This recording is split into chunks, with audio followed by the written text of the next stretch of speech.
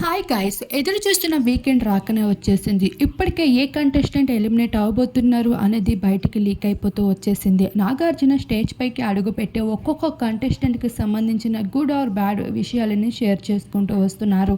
అయితే ఈ భాగంగానే టేస్టీ తేజ నువ్వు ఒకసారి నిల్చోవయ్యా అంటూ తన కోసం మొదలుపెట్టాడు.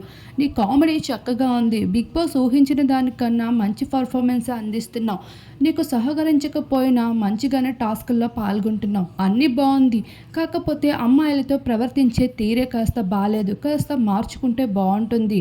అలా బిగ్ బాసే కాకుండా బిగ్ బాస్ చూసే ఆడియన్స్ కూడా ఉంటారనే విషయం మర్చిపోతున్నాం, హద్దులు మీరు ప్రవర్తిస్తున్నాం, ఇటువంటివి చేస్తే హౌస్ నుండి ఎటువంటి పేరు సంపాదించుకొని వెళ్తావో తెలుసా, జీవితాంతం మర్చిపోలేని పేరు ఉంటుంది, ఇటువంటివన్నీ మానుకుంటే బాగుంటుంది అంటూ నాగార్జున టేస్టీ తేజకి అయితే ఒక స్వీట్ వార్నింగ్ అయితే ఇచ్చేయడం జరిగింది. అలానే ఒక్కొక్క కంటెస్టెంట్ కోసం మాట్లాడుతూ ఈ సండే ఫండే అని మరింత ఫన్నీగా చేయబోతున్నారు నాగార్జున.